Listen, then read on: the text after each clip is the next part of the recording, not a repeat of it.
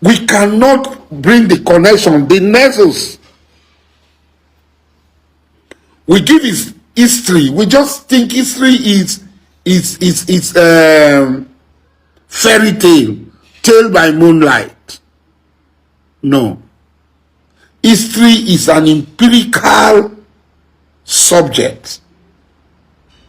Look at how what James Bible described in 1699 and the Song of the Second. Look at how they came together. Look at the nexus. Look at the connection, unbreakable connection.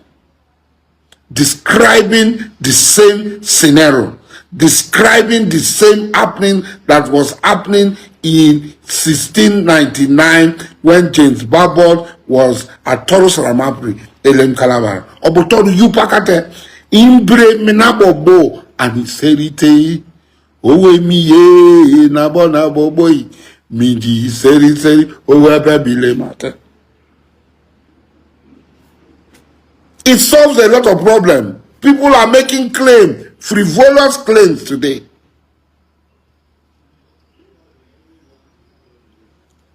But like I said, I am the correction officer of Calabar history. I'm going to correct people. When people lie, we are going to expose their lies. When people embellish, we are going to remove the whitewash paint. I'm going to remove the whitewash paint. I will remove it, and you see the ugliness and the beauty, if it is ugliness or it is beauty.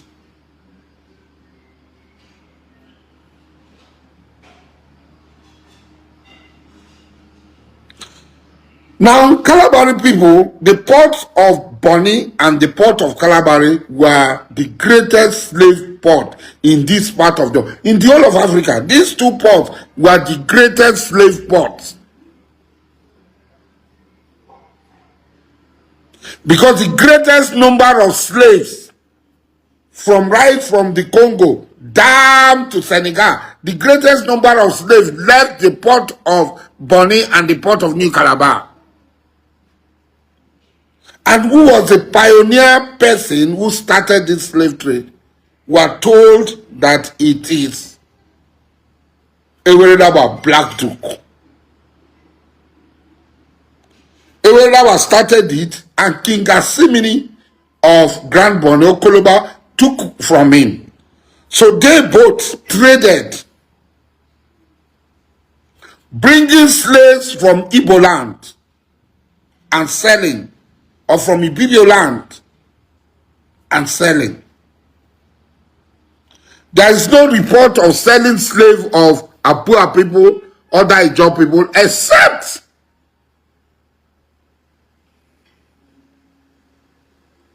free bonds who commit adultery, who commit murder, who steals, who committed witchcraft. They cannot kill them, so they sell them. They were not selling other Ijaw people. And that's why there is no record of any Ogbea family in Calabari that is of slave origin. Any Abua family in Calabar that is of slave origin. Any Gene family in Calabar that is of slave origin.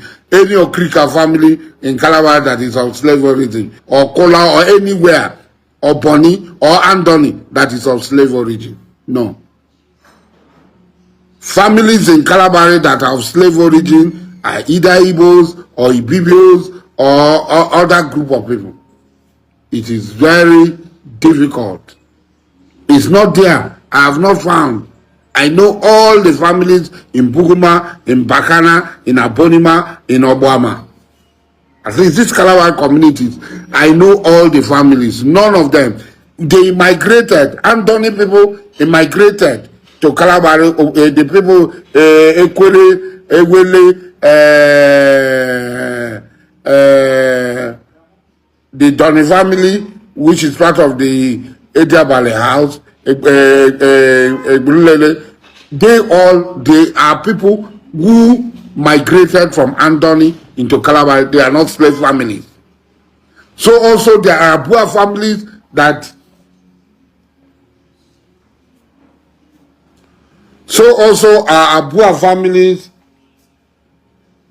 that migrated from Abua into Kalabari. They are not slave families.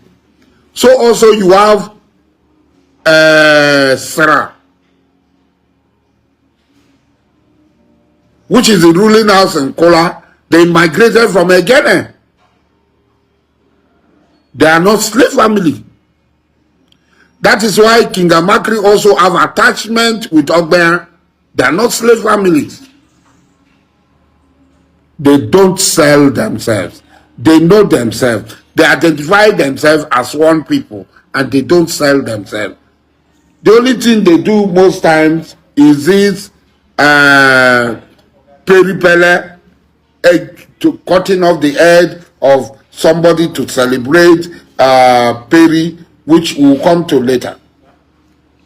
So the slave trade brought enormous wealth, so much wealth to these two states, these two Ijaw states of Kalabari and Bonny, so much wealth. And a lot of slaves were domesticated. And they became great men. We are not ashamed of our history. These slaves they got domesticated and became great men.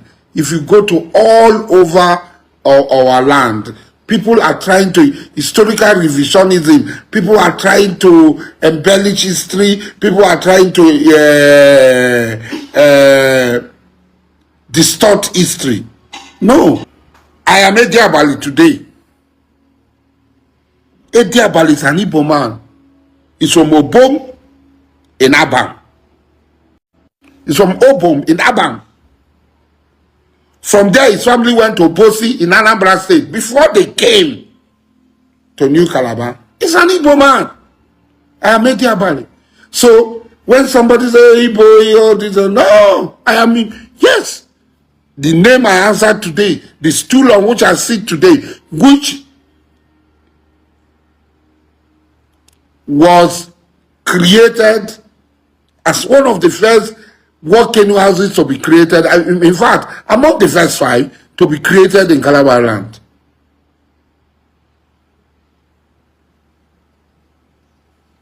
Ediabali became the richest man of his time. He's an Igbo man, 100%. And he never denied being an Igbo man. So I, his worthy descendant, will not deny. I have my disagreement with Igbo, but I cannot. So also is bricks. So also is asphalt.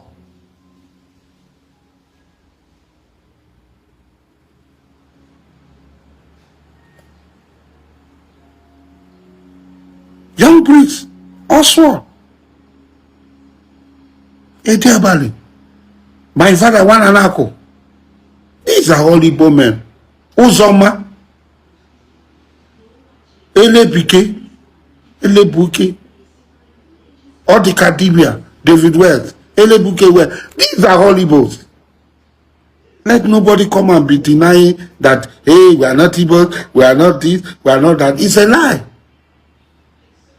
These people are Igbos.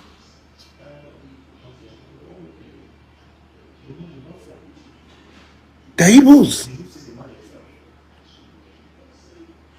So slave trade brought enormous wealth, and it also brought some sort of destabilization. It destabilized the society because some people brought with them so many things. The population of the Ijaw people in Kalabara and in Bonny was overwhelmed by inflow of Igbo and Ibibio influence. But more of Igbo.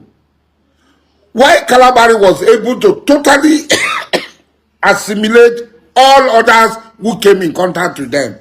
Bonny was not able to do so. Okrika was not able to do so. That's why you go to Ganama or Akaliama, these places, they are speaking Igbos.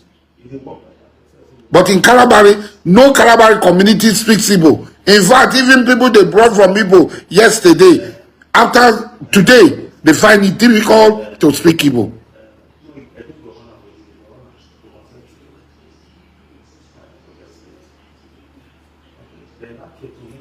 So, like I said, I am historical correction officer. We have to tell our children our history, true, and leave this falsehood. Tell our history. We should not be ashamed of who we are. We should not be ashamed of who we are. It's not because somebody is making claim we are going to deny because a man is making claim. Whether Igbo people make claim or not, that's their bloody business. That will not stop us from saying that this is what we are, who we are. And we stand up to who we are.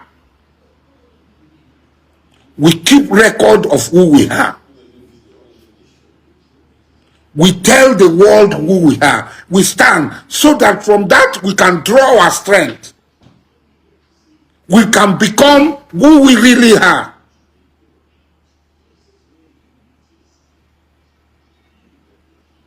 Today everybody is fabricating. Everybody is doing this. Why is the fabrication? Kalabari was strong and powerful. Today Kalabari is weak and is in the mud, and everybody trample on us. So our denying, our distortion, all our rubbish. Where has it taken us to? It has not taken us anywhere. We have started, we'll continue. Why we should go back to what we are. Why we should give our children the truth of who we are. Except to do that, we'll continue to fail.